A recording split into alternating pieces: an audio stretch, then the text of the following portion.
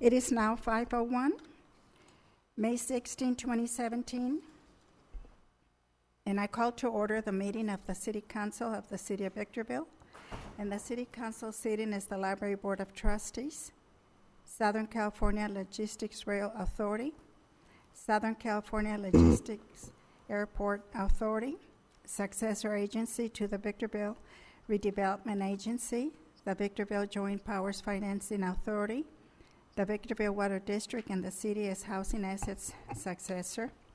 May we have roll call, please? Councilmember Gomez. Good evening. Councilmember Kennedy is absent from tonight's meeting. Councilmember Negretti. Here. Mayor Pro Tem Cox. Here. Mayor Garcia. Here. This is the time and place for the general public to address the City Council on any item listed or not listed on the agenda per Government Code Section 54954.3. State law prohibits the council from addressing any issue not previously included on the agenda. The council may receive testimony and set the matter to a subsequent meeting. There is no one in the audience to address the council. Therefore, I request declaration of closed session items by City Attorney. Thank you, Mayor Garcia. We have 7 items listed on closed session this evening. Item A is anticipated litigation pursuant to Government Code 54956.9. D2 and the facts and circumstances related to that are set forth on the agenda. Items B, C, D, E, F, G, and H are all actually related. They are all pending litigation pursuant to Government Code 54956.9 D1. B and C on behalf of the City Council, and E, F, G, and H on behalf of the Airport Authority. That litigation is the litigation between ComAv and the Airport Authority. The individual case numbers and case titles are all set forth on the agenda. To the extent there's reportable action, we will report it either at the conclusion of the closed session or at the commencement of the regular 6 p.m. meeting. Thank you. At this time, we will recess to our closed session, and our regular session convenes at 6 p.m.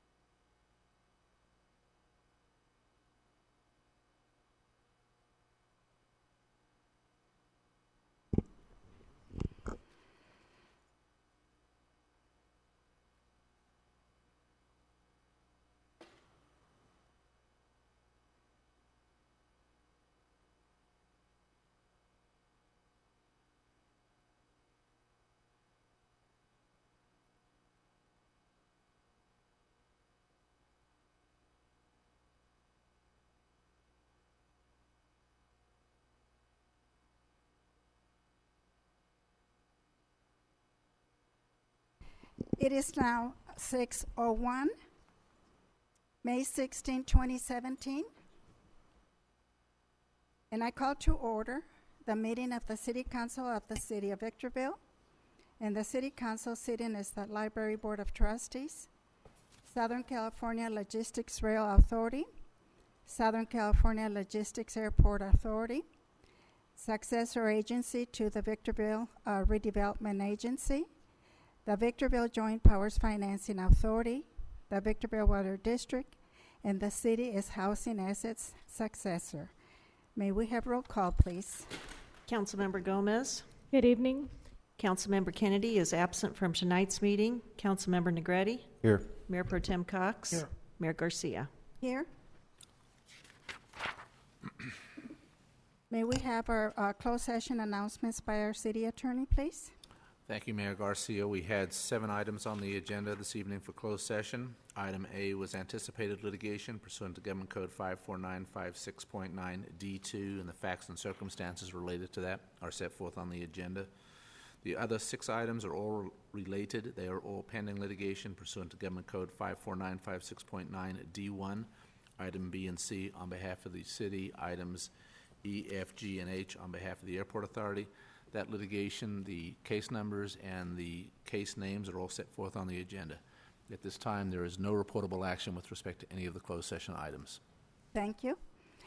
At this time, we will have the invocation, which will be delivered by Father Patrick Travers from Holy Innocents Church, and then the Pledge of Allegiance to be led by Police Chief John Schuler. So please stand.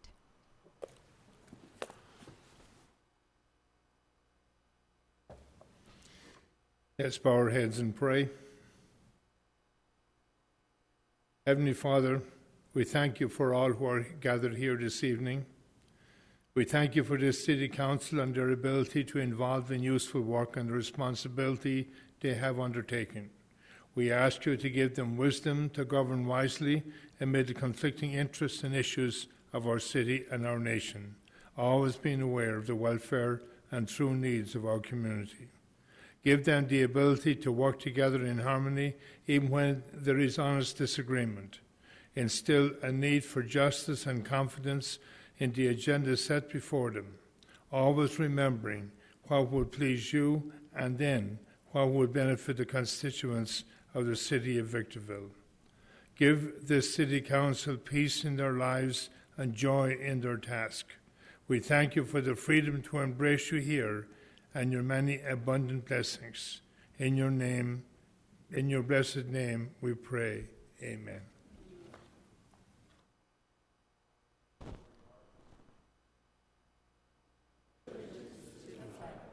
Of the United States of America and to the republic for which it stands.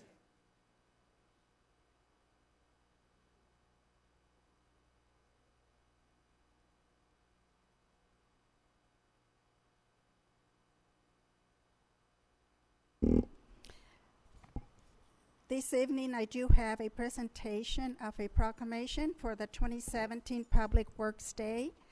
And I also have a presentation to Sheriff's Deputy Jeff Dean, and I will come down and do the presentations.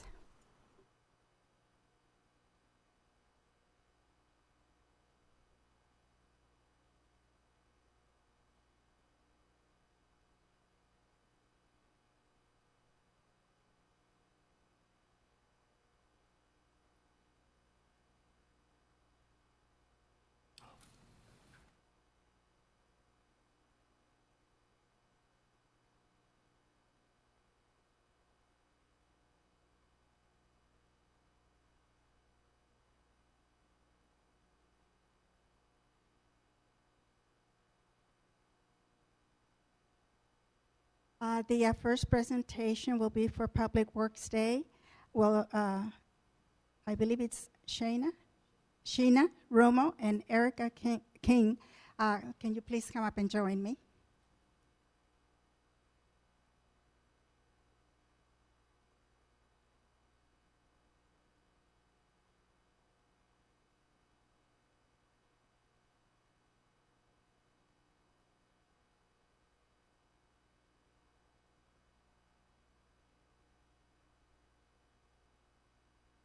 Sheena and Erica are here this evening representing the 68 employees of the Victorville Public Works Department.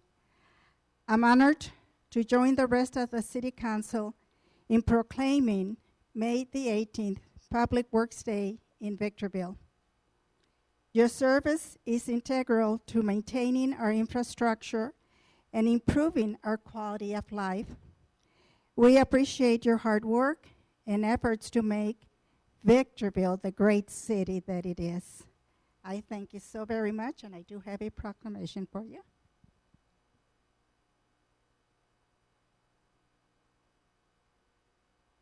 On behalf of the Victorville City Council, I present this to you.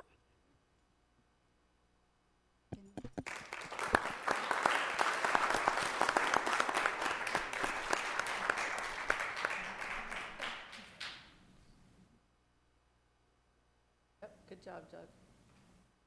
Okay. Thank you so very much. Would you like to say something? Oh, I'm just looking forward to another great year. It's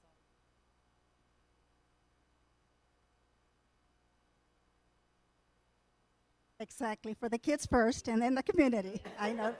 That's the way I think. people who will be running. In a few years, they will be. Wonderful. Thank you so much for such a wonderful job, and I always look forward to all the events that Public Works has, and the picnic and everything. Thank you. Thank you for your good work. Continue doing it.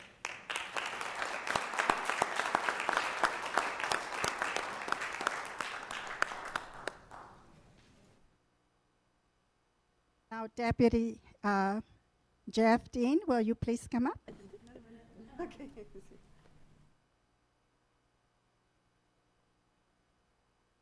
Good evening.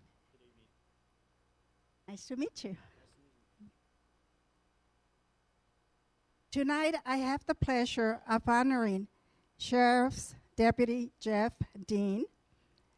Last weekend, Deputy Dean was working a traffic accident in Old Town when he was approached by a young man in need of assistance. The 20-year-old named Jacob was here as part of a traveling magazine sales company when his co-workers stole his wallet and cell phone. Jacob was alone, afraid, and far from his home in Washington. Deputy Dean jumped into action in assisting the young man and calmed his fears and gave him a sense of comfort and safety. He used his own money to buy Jacob dinner and put him up at a local hotel for the evening. The next day, on his day off, Deputy Dean drove Jacob to San Bernardino and purchased a bus ticket to get him home to Washington on Mother's Day, all with his own money. Deputy Dean, on behalf of the entire City Council, thank you for going above and beyond to help Jacob. Your generosity and caring for Jacob embody the ideals of duty and service. You have brought great pride to the city of Victorville and our police department. I am pleased to honor you with this recognition.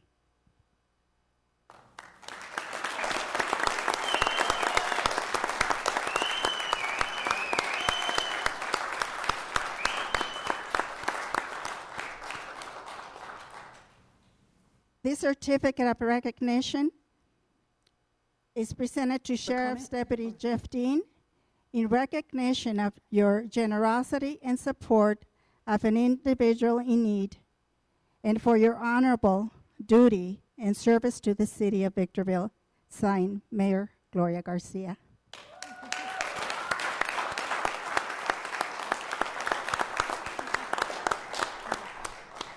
Together. One more. Excellent.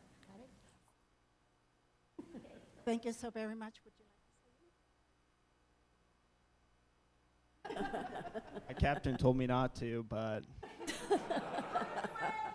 I just wanted people from other states to know that here in Victorville, it's not such a bad town, and wanted to treat somebody else how I'd want to be treated if I was in their shoes. That's all.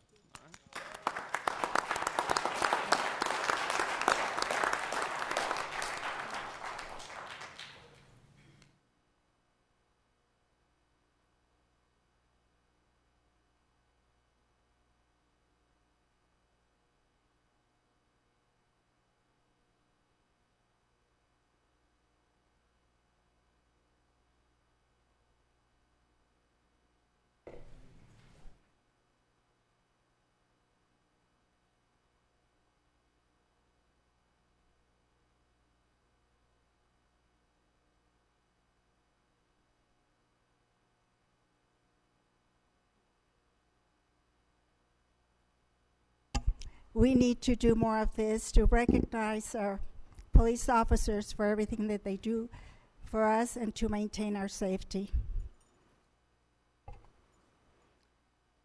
We do not have, let me back up. Madam Clerk, will you please present the agenda to the council and any revisions to the agenda? Yes, Mayor Garcia. Persons who wish to address the council on a specific item or any item that does not appear on the agenda are requested to complete one of the white speaker cards located in the council chambers lobby and give it to the city clerk prior to the meeting. The mayor will call upon each individual who has submitted a speaker card. Pursuant to Government Code Section 54954.3, state law prohibits the council from addressing any issue not previously included on the agenda. The council may receive testimony and set the matter to a subsequent meeting. Comments made during the written communications or public comment sections of the agenda are to be limited to 3 minutes per speaker or less, as deemed necessary by the mayor. Communications are to be addressed directly to the city council. Individual comments to staff or members of the audience are not permitted. Any person or group who interferes with the conduct of a city council meeting by willfully interrupting and or disrupting the meeting is subject to removal. A peace officer may be requested to assist with the removal should any person or group fail to comply with an order of removal by the council. Any person or group who resists removal by a peace officer is subject to arrest and prosecution pursuant to California Penal Code Section 54957.9, Penal Code Section 403. All documents to be considered for approval at this meeting are before the council, and there's one revision to tonight's agenda, and that is to item number D5, and that is a list of public official appointments. And that is the only revision for tonight's agenda, Mayor Garcia. Thank you. This evening, we do not have any appeal hearings. So we move on to public hearings. The first item, B1, a public hearing to hear arguments for and against abandonment of a portion of Eagle and a portion of Nevada Avenue. Madam Clerk, please read the recommendation. The recommendation is that the City Council adopt Resolution Number 17-015 to vacate, abandon a portion of Eagle and a portion of Nevada Avenue, subject to the reservations stated within the resolution. Thank you. At this time, I open the public hearing, and I will take testimony from the public. I do not have any cards. Is that correct? No cards. Is there anyone in the audience that would like to speak on this item?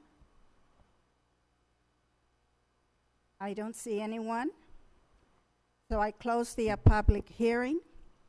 And at this time, I will request council member comments. Do we have any?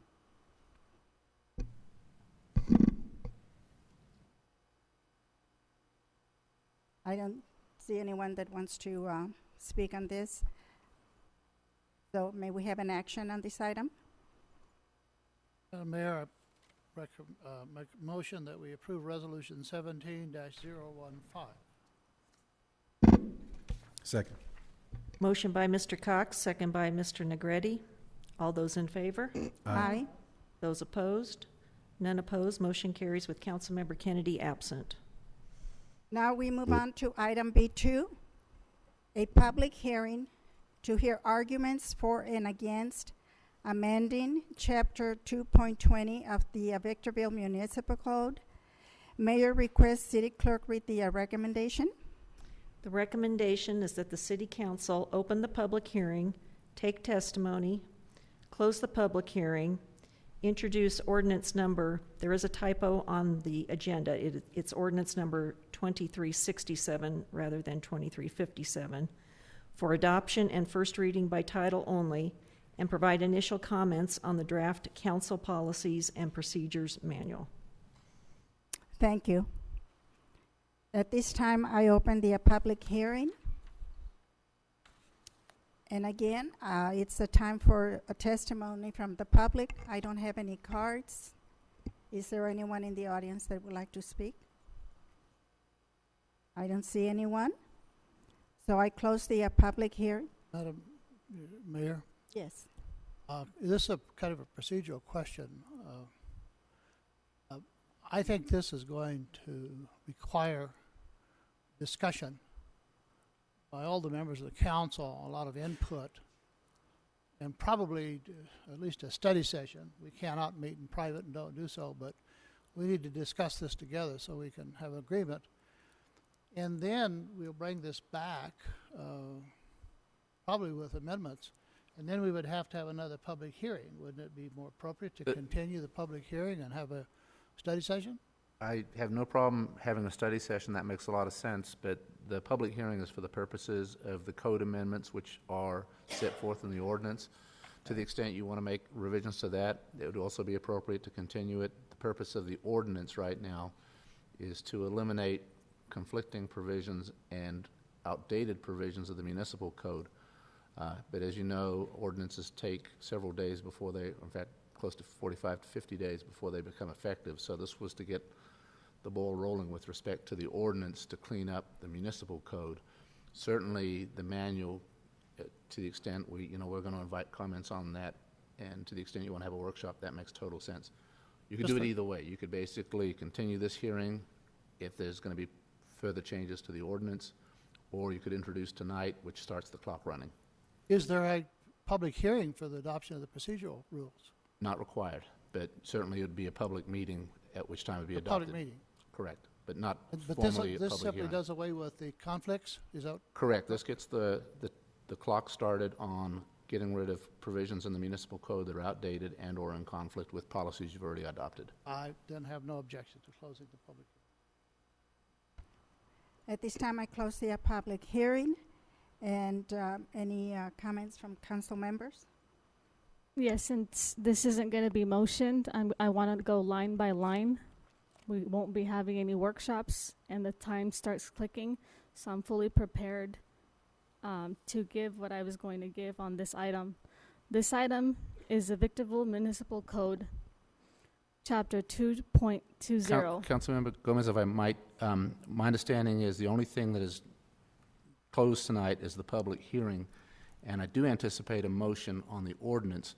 That is not going to have any effect on the manual itself, and I understand there seems to be a desire on behalf of the council to have a workshop or some other thing on the manual. Yeah, so what I understood from Cox's explanation and yours was, if I don't do the hearing today, the time starts ticking, and to me it's really important to have a say. So if you want to re-explain what you just said, and then I can clarify with my understanding. Certainly. If you have comments relative to the revisions to the municipal code, that would be appropriate at this time. If you have comments relative to the procedures manual, I haven't heard from the council yet, but I would understand that the council would be interested in doing a workshop to consider revisions and or adjustments to the policy manual. So two different actions. So then this would set back the municipal code, the ordinance that's in play, Correct. and the policy manual, No. all three. No, all this is doing right now is starting the clock ticking on provisions in the municipal code which are either outdated or in conflict with existing policies you already have. My understanding is the council wants to have further discussion on the policy manual, which I welcome because in my staff report I even ask for further direction from this council on the policy manual. All we want to do is start the clock ticking in terms of getting revisions to the municipal code which are in conflict. So then what you're telling me is that Chapter 2.20 has been slashed. I have a lot of comments on everything that's been slashed, from interruptions and a lot of parliamentary procedures that have been violated by every single council member in this dais. And there's a major importance for me to bring those in light, because all of those that are being slashed are being rewritten specifically to shut me down. So if we're not going to be speaking in terms of the municipal code, Well, I haven't heard a my motion comments yet, on so that, I'd like to take that opportunity. Sure. So go ahead, I'm sorry. that's up to the presiding officer. That'd be appropriate. If you have comments on the municipal code, then this would be the time to voice them. So then I'm going to be speaking on the municipal code, and that's just as lengthy because I go through every single line looking at the 1971 policy or the code that has been implemented. Ms. Gomez, that's why we're having a workshop. Well, that's why I asked him, and he said that portion of it would not be spoken. It would be the policy manual, the ordinance, the Mooney code. The Mooney code it's going to be slashed. So that I'm asking for clarification. If you want to do this in a workshop environment and you have concerns over the municipal code revisions, then it would be appropriate to continue the municipal code here portion of this. Need not necessarily be a public hearing. You can continue the public hearing if you want and do both in a workshop. I'm fine with that as well. What are Up the to ramifications of doing that? It's up to the council to decide if you want to do that. I'm asking, what are the ramifications if we do If there's that? no We introduction of the discontinue the ordinance, then hearing. if there's no introduction of the ordinance tonight, then the clock has not started, so nothing's happened. So if council on a majority vote decides to start the clock on this ordinance, what is it doing to the policy manual, the municipal code, and the resolutions that have already passed and will be passed after today? It is not doing anything until such time as it becomes effective, and it does not become effective until the council has agreed upon a policy manual that replaces it. Okay, so then this is protecting me right now if I decide to what it is that you just said. Is that correct? Because I'm not going to jeopardize my time limits and the things that I like to speak during a public hearing. Right, but a lot of those things, there are already policies in place Okay. that govern those activities right now that the council as a body has adopted by a majority vote. So this isn't doing anything to affect that, but if this council wants to put both items over to a workshop, I have no problem with that. Okay, so does council have an issue with putting both items on future workshops or the next workshop? Is there a motion on the floor? I don't believe there's a motion, no. Okay, so then how are we going to proceed with this? Because you did suggest if both are saved for a later date as a workshop, and if that motion isn't made, I'm waiting for someone to make that motion. I will make that motion to schedule a workshop as soon as reasonably possible. And this would be on the ordinance. I know the ordinances have some conflicts that should be approved, but if somebody's nervous about it, and continue that also along with the procedure rules. If that makes people more comfortable, why not? That's my motion. I'm going to second it. Motion by Mr. Cox, second by Ms. Gomez. All those in favor? Aye. Aye. Those opposed? None opposed. Motion carries with Councilmember Kennedy absent. Now we have the consent calendar. Consent calendar items C1 through C12 can be approved with one motion unless there is an item that needs to be pulled for discussion. I'm going to be pulling C6 through C10. C6 through C10.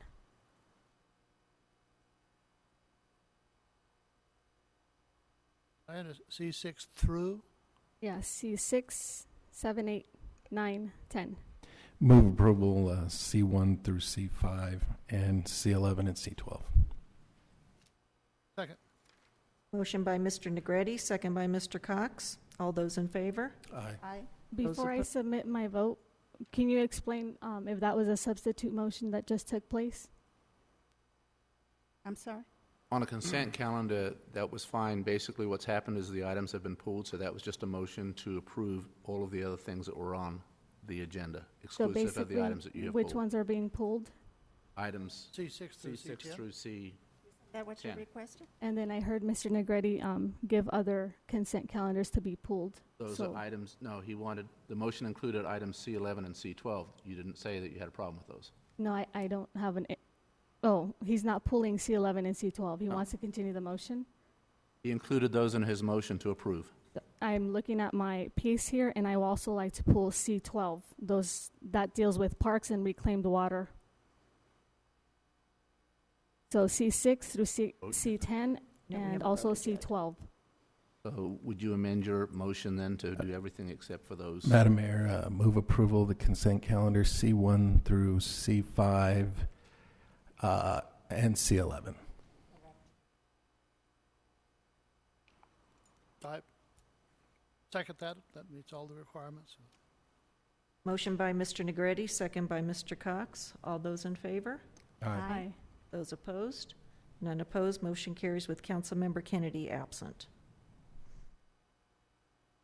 So if I may, I'm going to start my comments unless someone else has something they want to add. I know I pulled these items.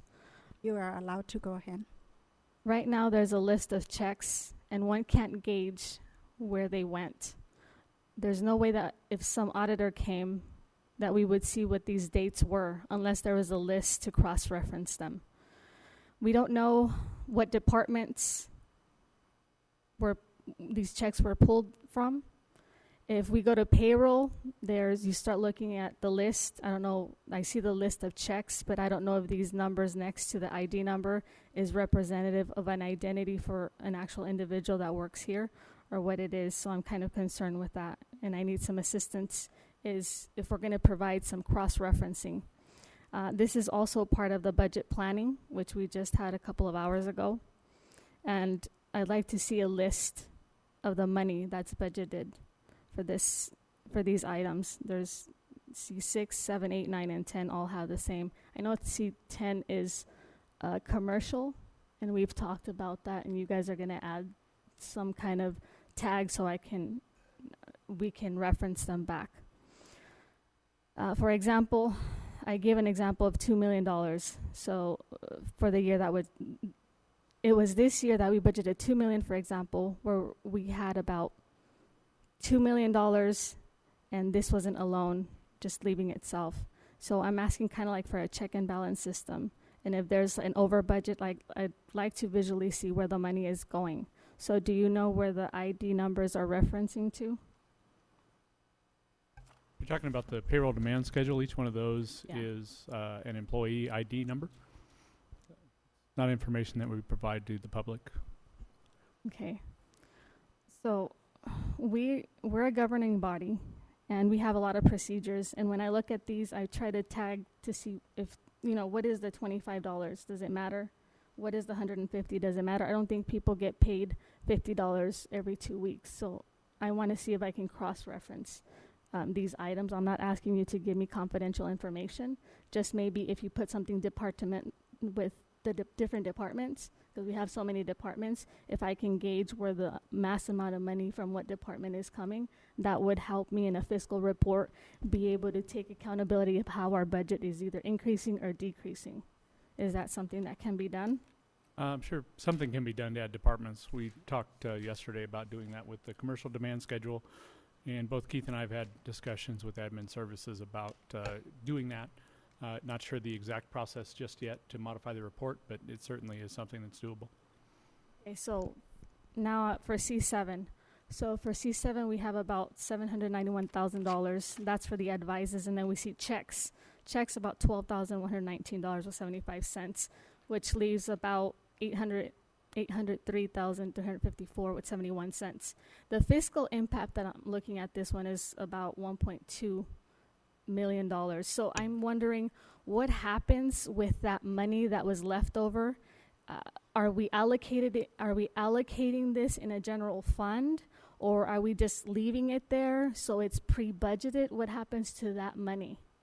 I don't understand what money you're talking about. This is a list of payroll checks that went to all the employees of the city. It would have come from virtually every fund that we have.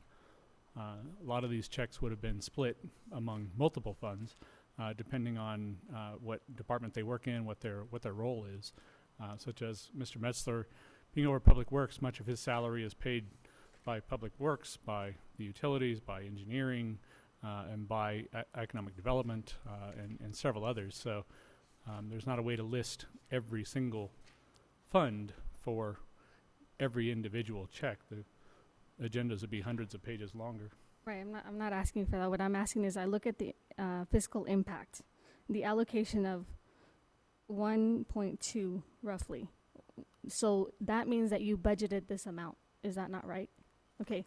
Is your Are you asking me or Mr. Metzler? Well, he shook his head yes, so. Well, I'm in the discussion right now, so I'll answer. Okay. The $1.2 million is not a number that we budget. Okay. All of these payrolls, all these checks are a part of hundreds of different budgets.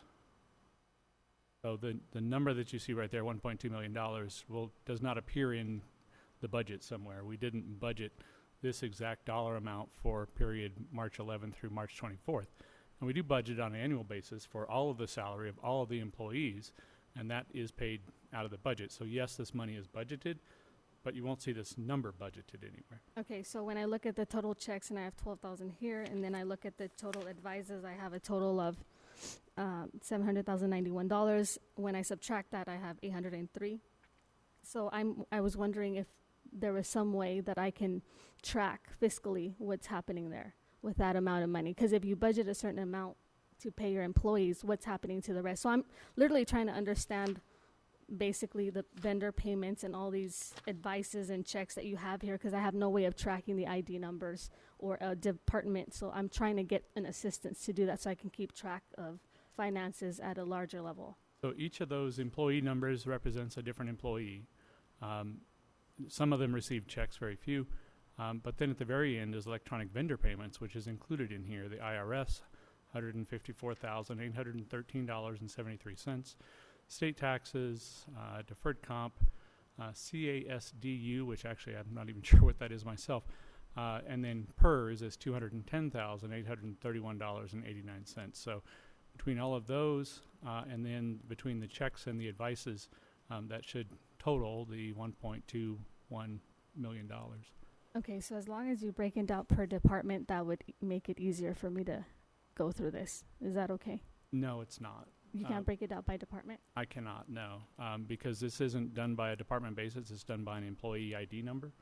And not every employee has a single department. So, like I said, Keith would have, I don't know, Keith, you got 5 or 6 different funding sources for your salary? So it's not possible. We'd be happy to sit you down, not sharing employee names or any other confidential information, to try to get you a better understanding of it. All right, that makes sense then. Okay. Okay, and then C12, I was talking to the different community members, and some of them brought a few concerns. Will the reclaimed water be coming out of sprinklers or faucets? What's going to guarantee that a child is not going to be drinking out of a sprinkler? Maybe, it's summer and the parents let them go out there and it's reclaimed water. What are we doing to safeguard it? For instance, there's a school nearby. It's an elementary school. There's a park right adjacent to the school, and definitely the school's right adjacent to the park, and there's nothing to determine how anyone will not be drinking this water. So do we have like an impact plan for the reclaimed water not going in, the water isn't going into farms or barns, but it's literally going into a park field on Schmidt. So I'm just concerned about parents bringing their kids, not understanding that could be reclaimed water coming out possibly of sprinklers. Another thing is, can it be possible for, like I said, the parents maybe bringing their concerns? So as a mom, I have an 8-year-old. I'm a little bit concerned about that. And I know that some water has at times had parasites, and this can be considered a health issue. So I'm bringing that to your attention. So yes, if I might, I'll try to address some of those. And first, this is dealing with a notice of completion. And so the notice of completion is basically drawing conclusion to the construction of the reclaimed water landscaping system out at Schmidt Park. And a lot of what you asked a question about, in fact, is stuff that's dealt with on the design side of the construction project. There are a number of regulations and a number of considerations that go into where water sprays and how it sprays. For example, to answer your question specific to drinking faucets, those are not interconnected with the purple piping system, but to show you the consideration that goes into the rules and regulations in designing these systems, we have to make sure when they're designed that things like overspray aren't splashing onto drinking fountains. Notwithstanding that, those are all additional safety precautions, because the water that is coming out of the purple pipe system is all gone through it's actually treated to what's considered a Title 22 standard. It's actually disinfected through a UV disinfection process. So, it's commonly said that reclaimed water is actually treated to a standard that's actually drinkable if you're willing to do it. And in fact, that's becoming a much larger statewide discussion, is the use of reclaimed water for drinking. That's not the case here. There's a lot of protections that were put into the system when it was designed. As to drinking from the sprinklers, I believe we try to do as much as we can about watering at night in off-peak hours. And then I do know as much that we try to put as much signage as possible just to make the public additionally aware that reclaimed water is being used to water the ball fields as opposed to potable. Water at night's coming from sprinklers then, right? I'm sorry? The water then would at night be coming out from the sprinklers? The water at Schmidt Park would be coming out of the sprinklers that's reclaimed, yes. What could we do to prevent that? I mean, I don't know if there's a water irrigation system. I just don't want to be liable for a parent coming saying, Blanca, you voted on this, and you knew at night that this reclaimed water, anyway, XXX. I'm responsible for a wide community, as all of us are. Well, we built the Purple Pipe system to convey reclaimed water for the watering of the lawn, the watering of the grass. So that's what the City Council approved.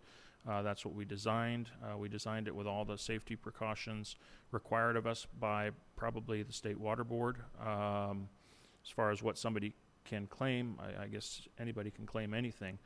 But we've done everything with this system that's required from the regulatory agencies that oversee the use of reclaimed water for parks. Okay, thank you.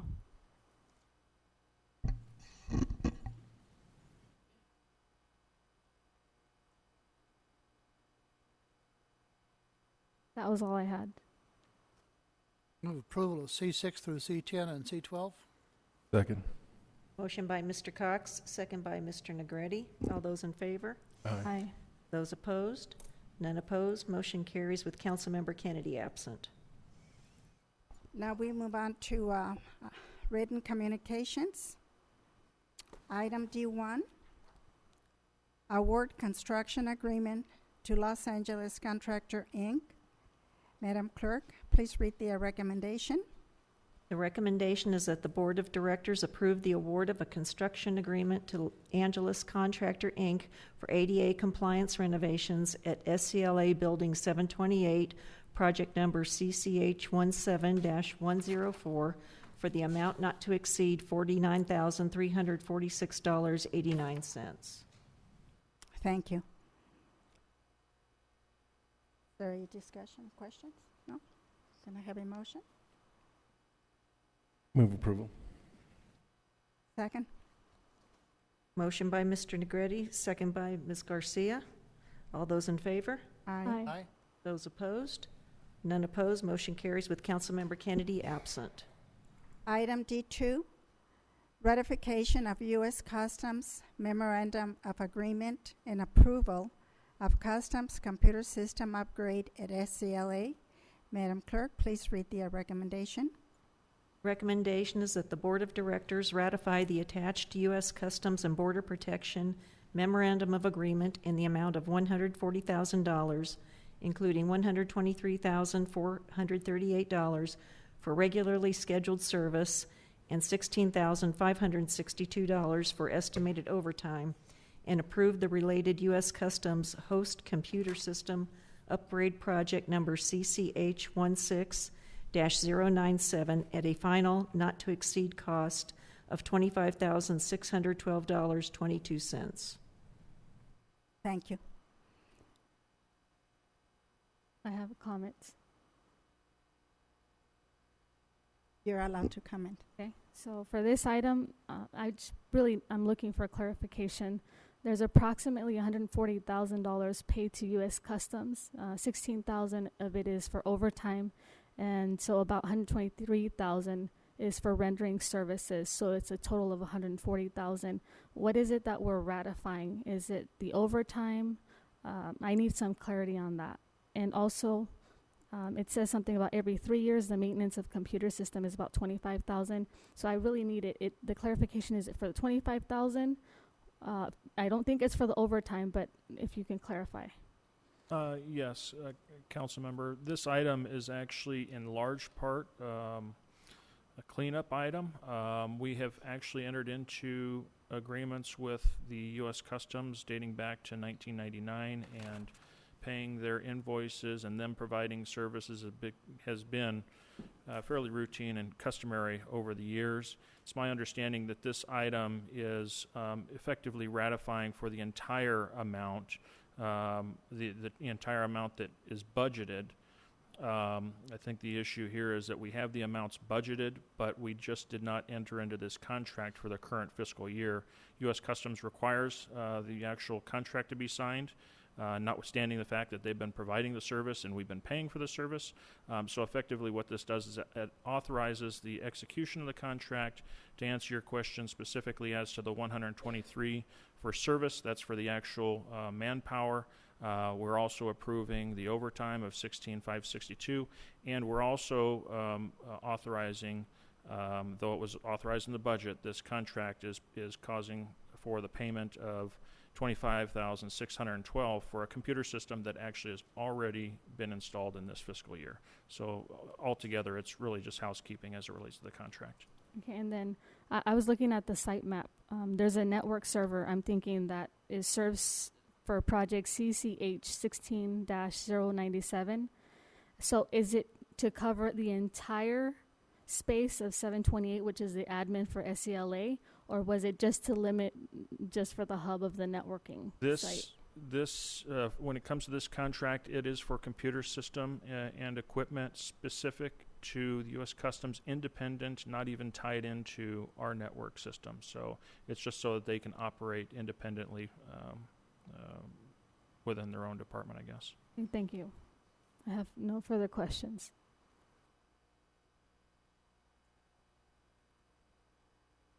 Can I have a motion? Move approval. Second. Motion by Mr. Negretti, second by Mr. Cox. All those in favor? Aye.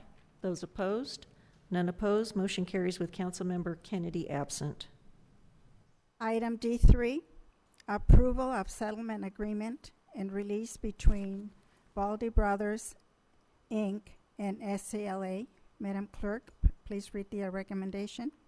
The recommendation is that the Board of Directors approve a settlement agreement and release between Baldy Brothers, Inc. and the Southern California Logistics Airport Authority in the not-to-exceed amount of $282,000 for reimbursement of wages, fines, and fees associated with Runway 321 Reconstruction Project number CC14-007 and the requisite additional appropriation. Thank you. Questions?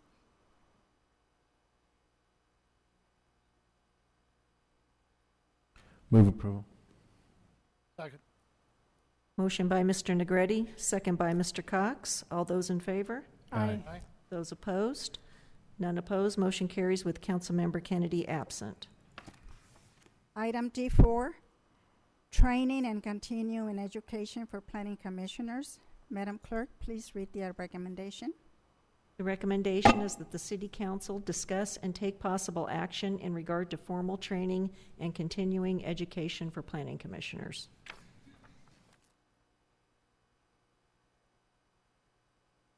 Since this is my item, I like to comment on it. You're allowed. The League has a Planning Commissioners Academy that just occurred in March. Thank you for that information, Keith. Any education that's geared to train our planning commissioners will be better there to prepare them. If and when trainings are available, I suggest that the planning commissioner have a small budget to give that voluntary desire for the planning commissioners to attend. I'm aware that currently the planning commissioning section doesn't have such budget, so this is why it's on the agenda. When I went to the mayors and new council members, there was also something for planning commissioners, so I think that would be instrumental to not only the city, but the actual individuals that are getting all these planning commissionings and permits to go through the city.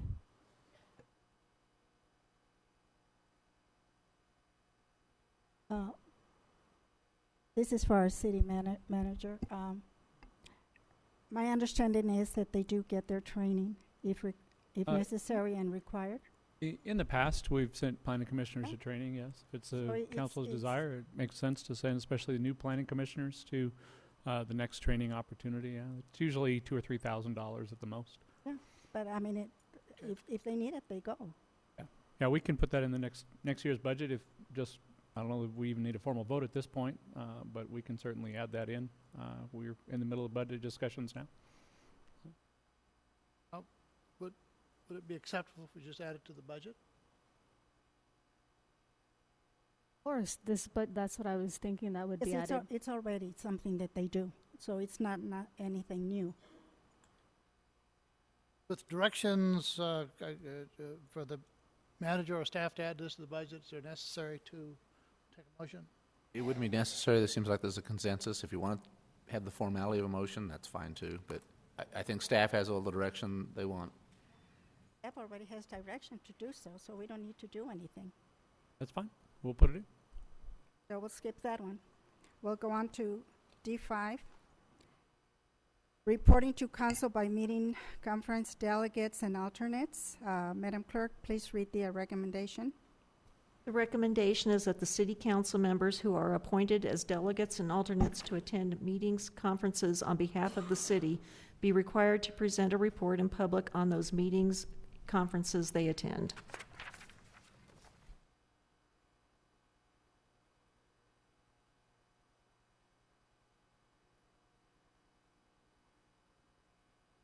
This is also my item, if I can comment on that one. You're allowed. So for this one, ever since I've been here, I usually attend the meeting if I can't. Any other meetings that I'm an alternate or not an alternate, because I know the importance of what it is to hold an accountability for the community. And so we have a lot of delegates here at the dais that sit in these meetings, and I find it appropriate to disclose, whether it's in one sentence, in two sentences, very briefly, what it is that occurred at meetings.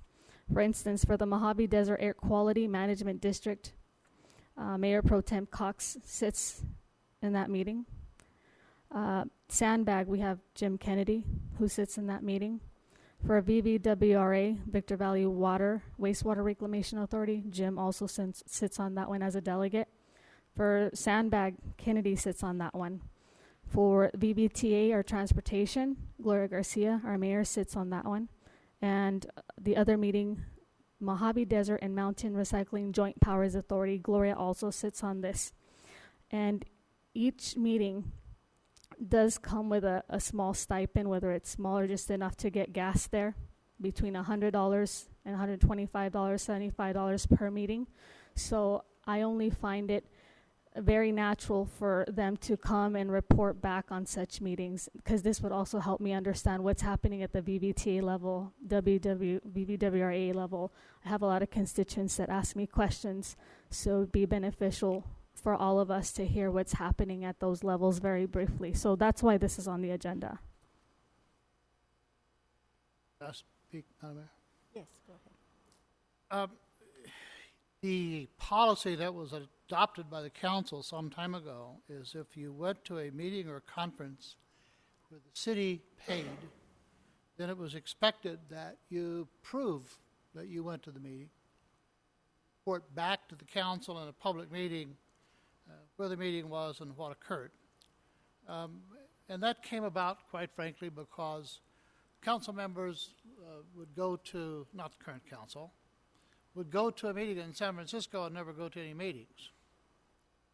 And it became, at one point, I know when I was a staff member, I was expected to write what happened, which is wrong. There should be a report back to the council.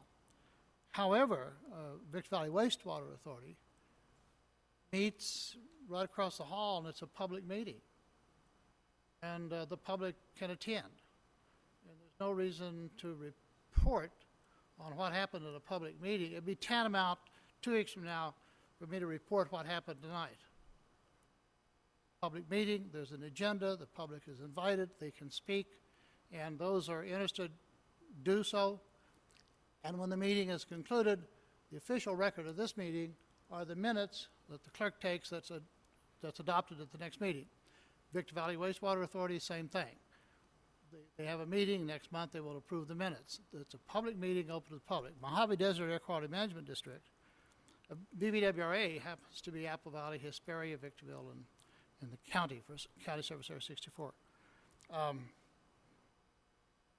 We certainly get a report back because of some problems. But I happen to be the chair of the Air Quality Management District, Mojave Desert Air Quality Management District. That goes from the Colorado River to, it's the largest air quality management district in the state, to Imperial County, Riverside County. And again, it's a public meeting 1 block away. Has an agenda, the public attends, and the official record of what occurred is the minutes that you adopt. I'd be more happy to have the minutes as a part of the agenda. But I don't know. It's a good idea to hold public officials responsible. But I think we're going to have to nail down exactly what is supposed to be, what the real question is. Now, I agree if the city sends a council member or a planning commission member away out of the area and pays mileage or fares, expenses, and a fee, they ought to report back. But in BVWRA, city does not pay for the position. It's paid for by the agency. MDA QMD, it's paid by the Air Quality Management District and fees that they collect throughout the desert.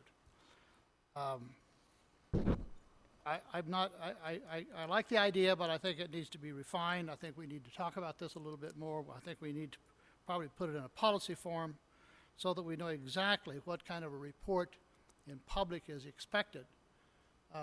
If I was to make a report on a public meeting, I'd give you the minutes. And that's the official report, and that's what the legal report would be. But where you have a meeting as this council or planning commission, and it's published in the paper and there's an agenda, it wouldn't make any sense at the next meeting to report on what happened at this meeting. So I'm not sure where you're going with this. I endorse the effort. I think we just need to clarify it. Well, the city's not paying us. Pardon? The city does not pay us. No, the city doesn't pay. The city's not paying us The to city attend doesn't this pay meeting. any of these that was named. The legal requirement is that you shall report at the next meeting if you are attending a meeting at city expense. The expense. It's not city What expense. was your question? None of them You are. thought the city was paying us? Well, you know, as elected officials, we get paid to be right here right now. I do see a figure, and thank you for clarifying that the Mojave Desert Quality Management, the $100, Mr. Cox, that you get is not from the city of Victorville, but it's None of from it the is from the actual city. agency. No, So, none of these are from the Not city. BBTA, not any of them. None of it's paid by the city. so this is paid for by each agency that we are required to wear the hat as successor RDA and all these other levels, right? All I'm asking, to be honest with you, is to have the public know that these meetings are available, and we briefly report on what's happening with each They're on the department that we website. hold They're on the website. on. I'm not opposed to it, but what I'm saying is, if the public wants to know what happened in Mojave Desert, 1 block away, it's a public meeting, it has an agenda, it's advertised, same as this council meeting. They come to this council meeting to find out what's going on. They go to MWA, they go to VVWRA, they go to the Transit Board. These are public entities that advertise that they're public hearings, they're public meetings, they're open to the public, they have recording secretaries, they have attorneys, they have a board, and they have minutes. I don't know what's missing. Well, It's always advertised in the paper. we do have Hard to be. The this- Daily Press advertises every single meeting. the city of Victorville does have a lawsuit, and it's BBWRA. So I think it's very prevalent for our members, if you know our community were aware of where these meetings were, what took place, because when they come back and they look at our agenda and they see if we're being sued, where our money is going, what information, just overall. But okay, if you can put this as part of the policy, and I see that it's only a city expense requirement that you're required to speak out. I was just making efforts to be a little bit more transparent. Yeah, and these So- are things that you could be asking our manager, before we Yeah, come. and I do, but as a representative of the public, I thought they would want to know, maybe Monica would want to be in one of those meetings to get more information. Maybe Ramiro would want to show up over there and understand how our air quality is working. So I thought the local government would help facilitate this information. But they So do show up. when We understand that, but when there is no problem, there's no need to create one. So when I ask this to be on the agenda, you can vote it down. I move to have this where we all briefly explain what happened, whether it's a one sentence or it's just reminding the community that this is how we're involved. That's all I'm asking. So I made a motion, and if it's silence and it doesn't come through, we understand that it's going to die on the floor. There's no issue. Well, there is an issue, because you just referenced a lawsuit on VVWRA. You were briefed in executive session, and you know darn well you can't talk about that, and neither can we. So I reference That is correct. what is on the public agenda. Anybody knows about it. Everybody knows that we have a lawsuit if you read this. So I'm trying to help make connections for the public that we're here to serve you. And if we're here and give you a sentence, hey, we have nothing to hide. I don't see the issue. So if this gets voted down, which I didn't get a motion, right? No Correct. motion, so it dies. And for That's it. point of clarification, there is no conversation. lawsuit with the VVWRA. So then what is it, since it's not a lawsuit? A litigation? It's anticipated litigation. There is no lawsuit. So I misspoke. It's anticipated litigation.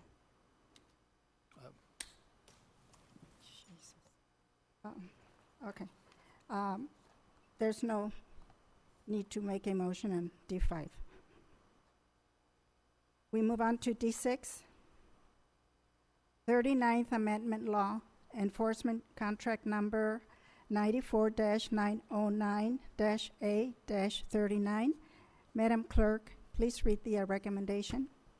The recommendation is that the City Council ratify the 39th Amendment to Law Enforcement Contract Number 94-909-A-39 for the period of July 1, 2017 through June 30, 2018, and authorize the mayor or her designee to process all documents required for the agreement pending approval of the 2017-18 budget. Madam Mayor, members of the council, if I could give just a very brief explanation as to why this is on the agenda. We had a discussion at 3 o'clock at the budget hearing about potentially adding one more, we don't know yet, police officers to this schedule. And that may still happen. That's to be discussed in June. But the way the county requests is that the contract, as it currently sits, is adopted by the City Council so that they can make preparations for their own budget for July 1st. So assuming the council approves this contract, it would be contingent upon Victorville's budget being adopted, which I anticipate in June. And then if we make any changes, it would come back again with those changes. So this is sort of a procedural requirement. The way the county prefers to have agreements come to them is that they are already approved and signed by the agency they're contracting with. So that's what would happen, is this would be essentially approving continuation of the service as of July 1st, and then any additions would be handled at a later time. And most likely, if we requested it, any new officer positions likely could start July 1st as well. They typically have officers available, deputies available, either in the county areas or in the jail, who are ready for a new assignment, just waiting for a new assignment. So just wanted to explain why this is on the agenda now, ahead of the budget and ahead of a final decision on the number of deputies. Thank you. Any questions? Move approval. Second. Motion by Mr. Negretti, second by Ms. Gomez. All those in favor? Aye. Those opposed? None opposed. Motion carries with Councilmember Kennedy absent. Item D7, sale of property by the City of Victorville to Pax Bello LLC. Madam Clerk, please read the recommendation. The recommendation is that the board adopts resolution number 17-030 and approve the Director of Economic Development to execute any related transactional documents.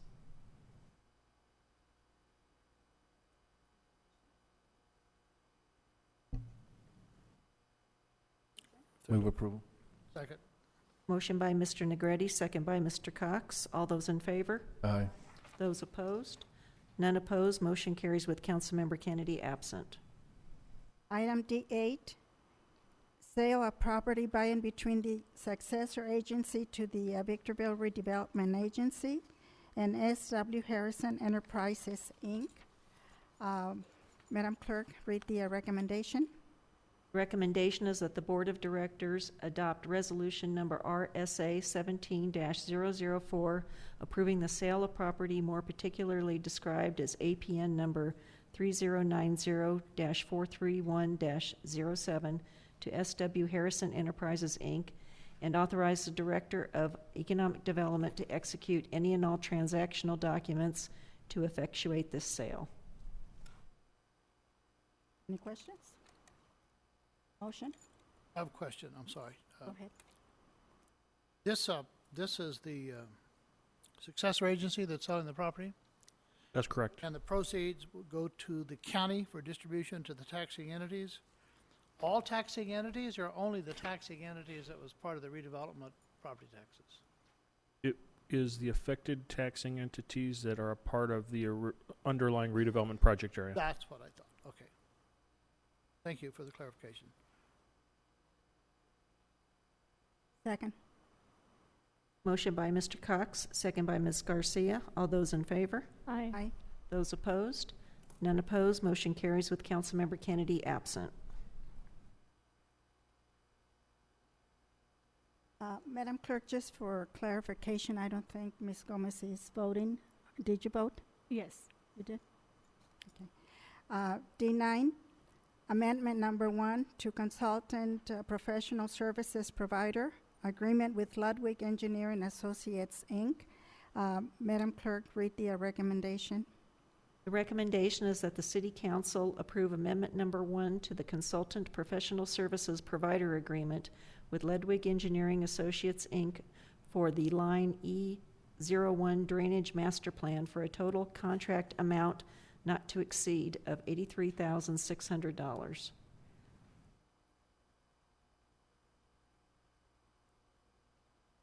I do have a question, Madam Mayor. The city of Victorville is fraught with drainage channels that run from the southwest through the northeast or to the Mojave River. 83,000 is not going to get us much. So is this restricted to any particular area? It can't be the whole city.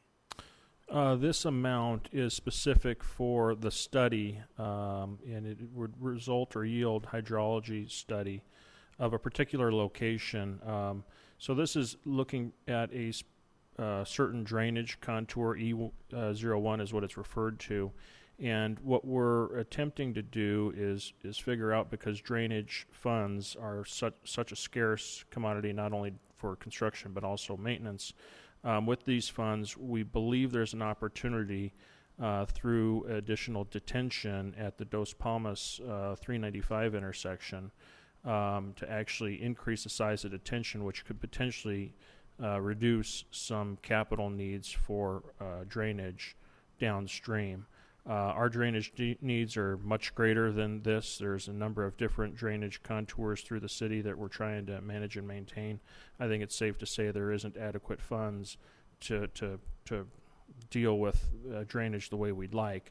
But this is dealing with one particular contour through the town, and it's believed that the results of this study that this $83,000 is paying for will help reduce some downstream improvements in the future. Thank you. A motion? So moved.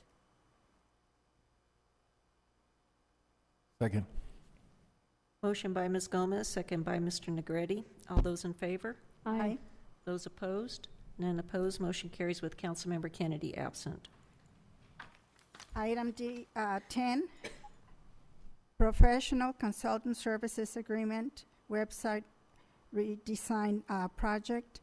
Madam Clerk, read the recommendation.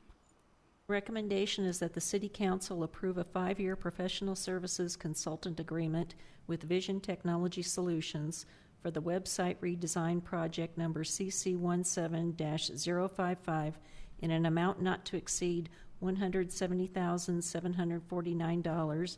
Year 1 equals $69,295. Year 2 equals $24,250. Year 3 equals $24,978. Year 4 equals $25,727. And Year 5 equals $26,499 for a total of $170,749. Thank you. Any questions? Need a motion? So moved. Second? Second. Motion by Mr. Cox, second by Ms. Garcia. All those in favor? Aye. Those opposed? None opposed. Motion carries with Councilmember Kennedy absent. Now we move on to public comments. We will have our city manager's report. After public comments, right? Public comment. Do you have any cards, Mayor Garcia? Oh, I'm sorry, public. Oh, okay. Yeah, I'm sorry, I do have. Sorry, we reordered these items to keep all the council member items together rather than having them You're split. confusing me here because we changed this. Yeah, I changed the order. You We changed apologize the for order, that. and I have it memorized. Okay. Okay. E1, public comment on items of interest to the public. Madam Clerk, read the public statement. This is the time and place for the general public to address the City Council on any item listed or not listed on the agenda. Per Government Code Section 54954.3, state law prohibits the Council from addressing any issue not previously included on the agenda. The Council may receive testimony and set the matter to a subsequent meeting. Comments are to be limited to 3 minutes per individual or less as deemed necessary by the Mayor, depending upon the number of individuals desiring to speak. All communications are to be addressed directly to the Council, not the members of the audience. This is a professional business meeting, and courtesy and decorum are expected. Please refrain from any debate between audience and speaker, making loud noises, or engaging in any activity which might be disruptive to the decorum of the meeting. Thank you. I do have a couple of cards here. The first one is Daniel Polly.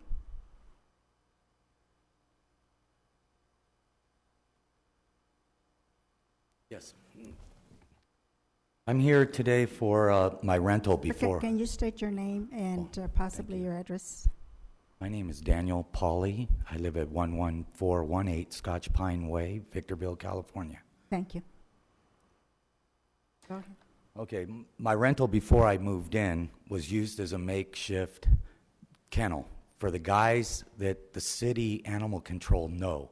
They know these guys well. They kidnap dogs off the streets, and they keep them. Well, while the house was empty, they were using it so the animal control wouldn't catch them with all their dogs. So their house is overgrown. It's nasty. I've got pictures. I've also got from the state of California, since my property management said he didn't see anything wrong with it, code enforcement said he didn't see anything wrong with it, and he dropped it. Now, for the past month, we've been living in the living room with these dangerous gases. The carpet's falling apart. We're breathing it. Well, I'm on antibiotics, and it's really sickening. The carpet guy that came out says that this carpet is saturated. So for the past month, I've been beating down the doors, coming around, trying to find somebody to care. And finally, one of the code enforcement read this piece of paper and realized. So she violated the owner of the house, which it took 9 months to get a brand new water heater, which was 1987. So I'm sure that the carpet is really old, and it is just totally scrubbed in feces, urine, and they cleaned it with and you could see it with the black light. I've done the black light test.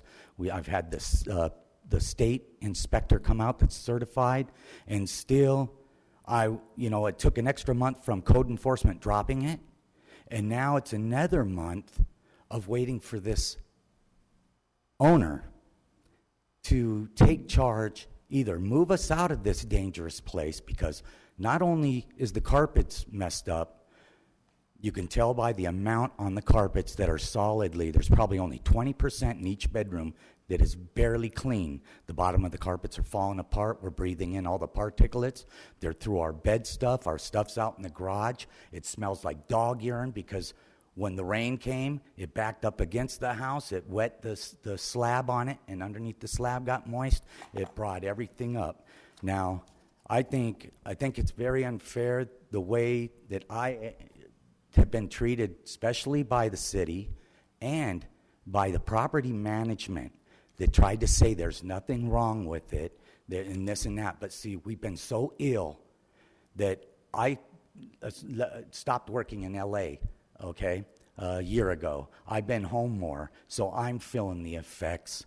Plus, I started working out in the bedroom on the carpet. And once you see the pictures that I've got, you'll know how filthy it is. Here's the paperwork for you in the city. Thank you very much. Blanca Gomez, please. Will you take this for me? I was told You by... have to hand it over to the clerk I over was here. told by somebody to give it to you. No, you have to Thank hand it you. over here.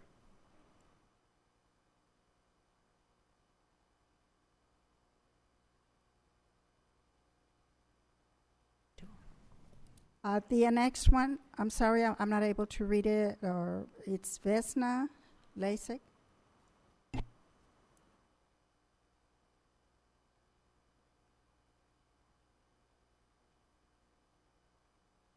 Good evening. My name is Vesna Lazik Polovin. I live in 13639 Seagull Drive, Victorville. And this is my first time speaking to council members. And I decided to do it because instead of venting my frustration to my friends, family, etc., to actually speak to you who have power and who can do something about it. Can you hear me, understand me? I can understand you. Yeah, I see some very expressions like what she's talking about. Anyway, I am here tonight because I would like to raise awareness of our public library, Victorville Public Library, their dire needs. First time I went to Victorville Public Library was a long time ago when my daughter was a little girl, and since I value education and knowledge, I wanted to take her there to introduce her to this wonderful place of learning. And of course, you know, that was disappointment. We went there, didn't come back. I built a library at my home in the meantime. So my daughter moved to college, and I decided to volunteer my time for something that I care about. So I went to the library and I joined the Friends of the Library, a group of volunteers who work to promote the library needs and foster the community support for the library, etc. Anyway, as I volunteered, my eyes became more open, and I saw how inadequate our library is for our community. We have, our library has 9,000 square feet, and it's serving now population of over 100,000 people, right? And Victorville School District, I believe 17 schools. And it's 9,000 square feet of this windowless, depleted sad place. I mean, sorry. I mean, we've been trying to do friends. As you know, Mrs. Mayor, you open our computer. Anyway, thank you so much for listening to me, and please, let's all together, friends and you as a trustees of library and everybody else, let's try to do something. Ma'am, your time is up. I'm sorry. Thank you. That was the last card that I had. Anyone else that would like to speak? You have to come and stand here and speak.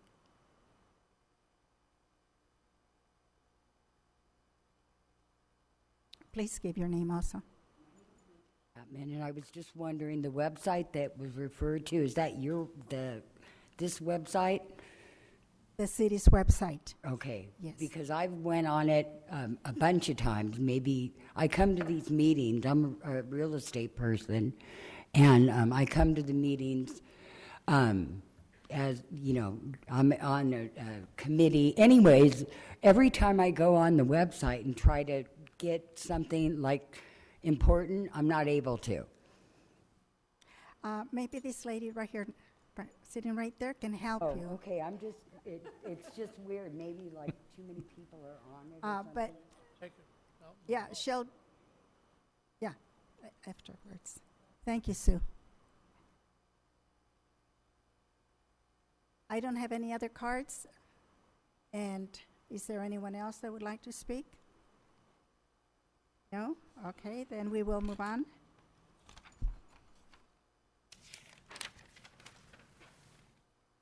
Now I do have report from City Manager. Thank you, Mayor Garcia.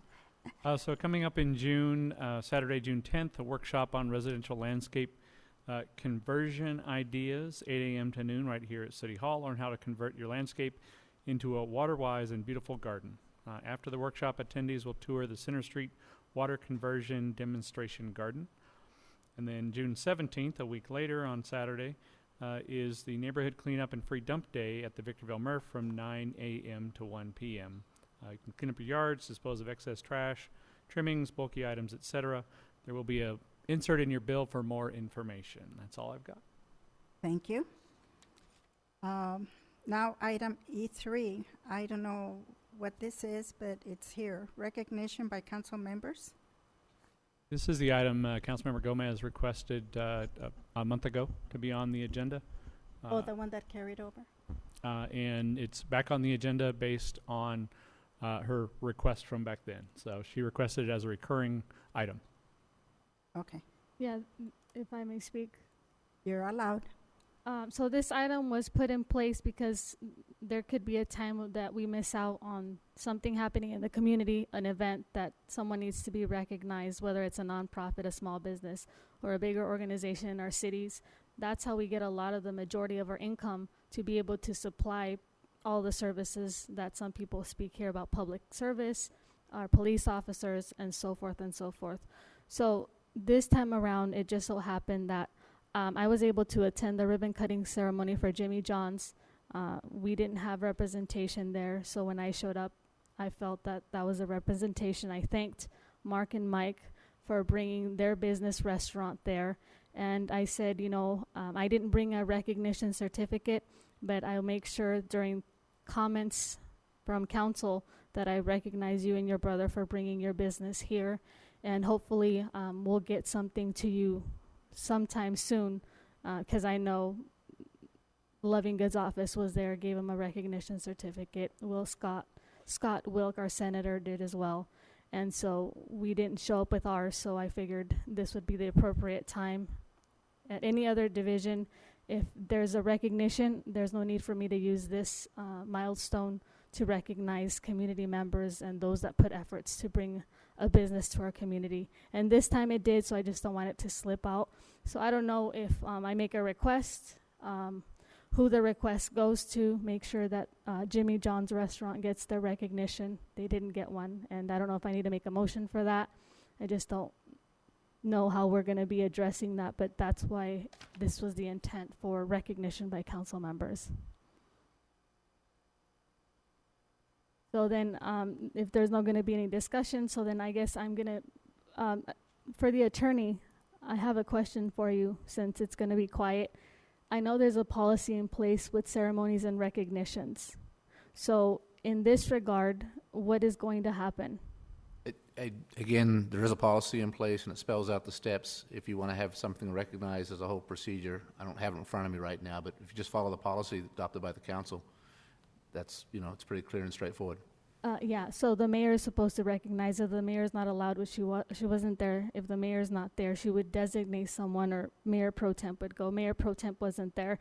No one was designated. So if we can bring that clarity to that position, maybe that could be added to a policy of some sort. I know we're not going to have a discussion on this, but if this item does get removed from it being here, well, let me tell you. I'm sorry, would you please not interrupt me? There's a Municipal Code 2.20 that still allows me the right to yield the floor and not be interrupted by anyone, and I appreciate that you would still abide by that as I yield the floor.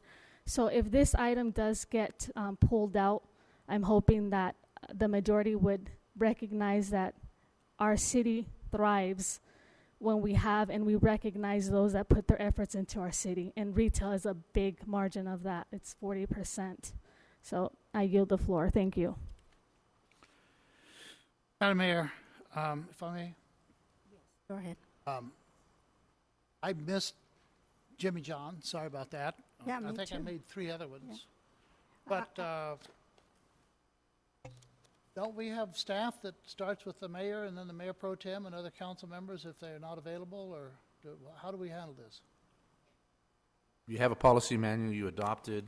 Like I said, I don't have it in front of me right now, but it's certainly something that can also be addressed as part of the policy. It'll be incorporated in the policy manual. In fact, I think it's probably in the policy manual. Well, it should be in the policy. This particular ribbon cutting happened at the same time as the agenda briefing for the mayor, Mayor Pro Tem, and I know Keith and myself were there. I don't know about when the request came in. I know that there's a certain time limit or time request per the policy, but I don't think anybody has a policy in front of them to be able to answer the that. time came in, and I committed if the mayor couldn't. I think the mayor did. And then they changed the time.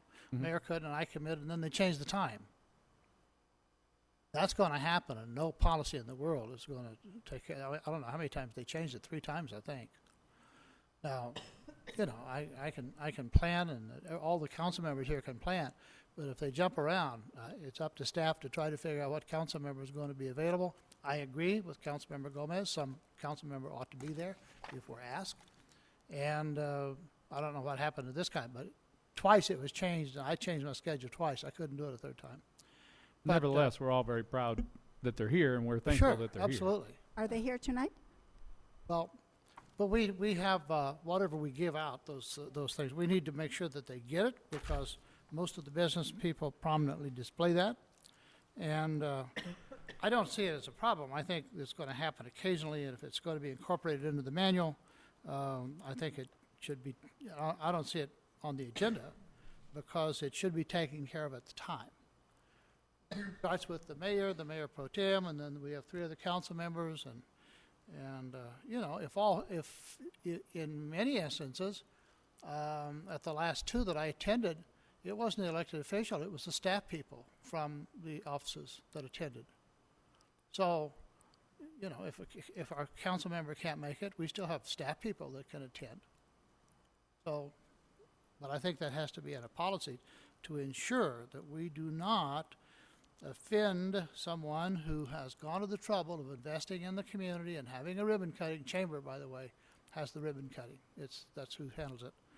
That we should be there and should be thanking them. So, if it's not clearly spelled out on a policy, it should be.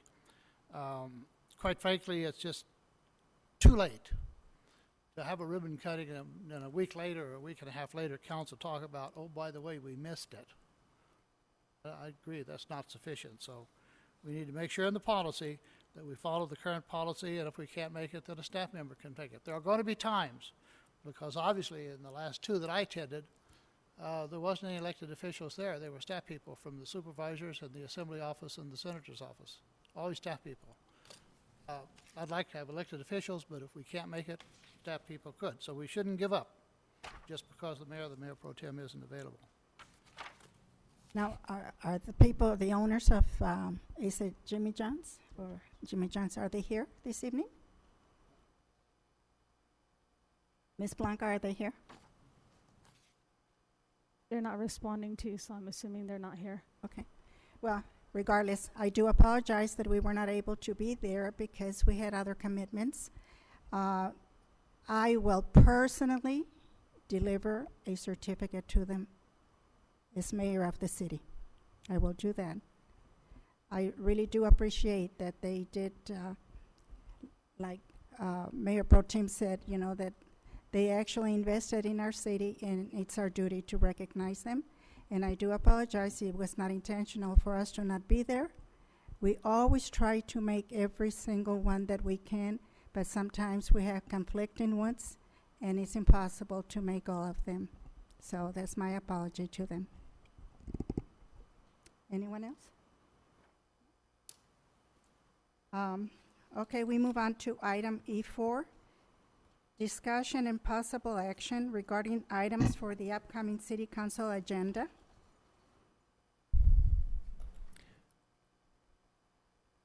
When are we going to talk about fire? We have a workshop scheduled for June 6th at 3 o'clock. When? So June 6th at 3 o'clock. It's both Okay. the fire and the hopefully final budget workshop. Our intent is to talk about fire first because it, to a certain degree, could roll right into the budget discussion as well. Would you like to include the policy manual discussion at that workshop? It's going to make it pretty lengthy, but I don't think that's going to happen in 2 hours, no. I mean, if the council wants that, we can certainly put it on there, but my guess is we wouldn't get to it. I think we're going to have to have a different time for yeah, the... that's fine. So we'll figure that one out. I also have comments for that one. For agenda items. I'm sorry? I'd also like to add something to the agenda.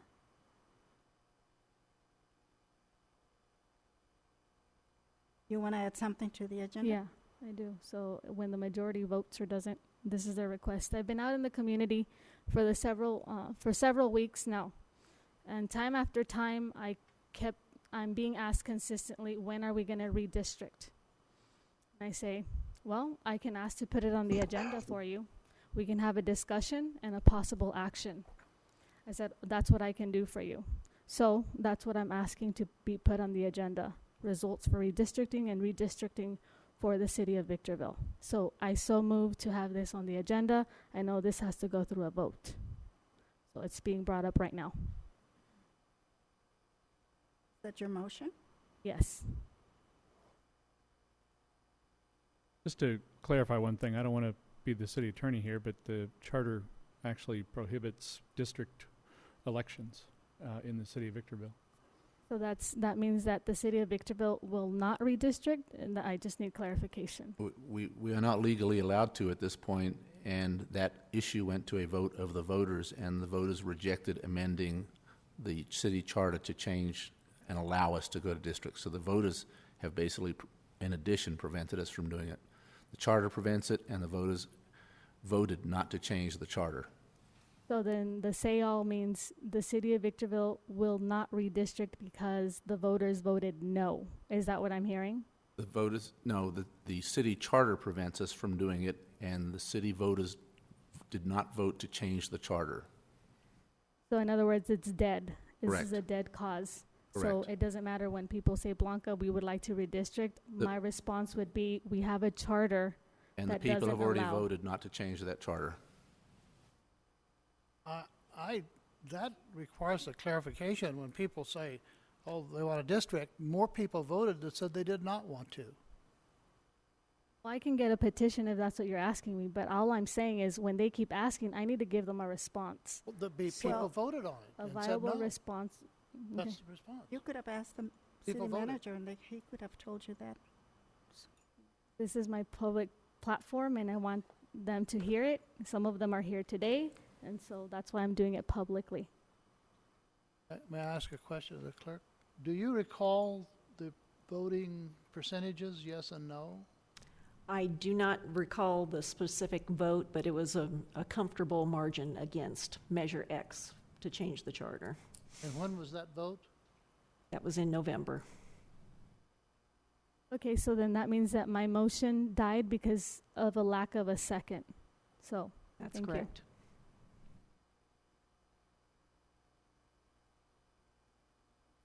Madam Mayor, yes, I'd like to pull E3 from future agendas, as it's the process or the policy is already covered, and in a future workshop or whatever, if that needs to be addressed, then we can. That's my motion. I'll second it for discussion purposes.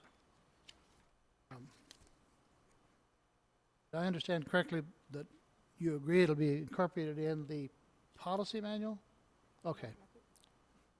Well, it already is, and if we need to talk about it further on exactly how that policy works, there's a study session coming up, I believe so. Okay, on that basis that it will be addressed, just a different forum. Okay. There's a motion by Mr. Negretti and a second by Mr. Cox. All those in favor? Aye. Aye. Those opposed? I ask that my no motion be added to the minutes to say that this is not something that I asked to have on the policy. This was something that I asked to have permanently, but it's being taken off as a majority vote. If that can be reflected in the minutes, I would appreciate that. The motion carries with Councilmember Gomez voting no and Councilmember Kennedy absent. Now we have item E5, if I'm correct. That's correct.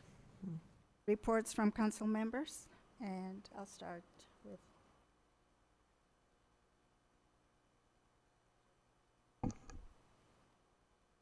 Yes, Andre, I have a question. For the public to participate in the public forum, is it mandatory to state their name and their address?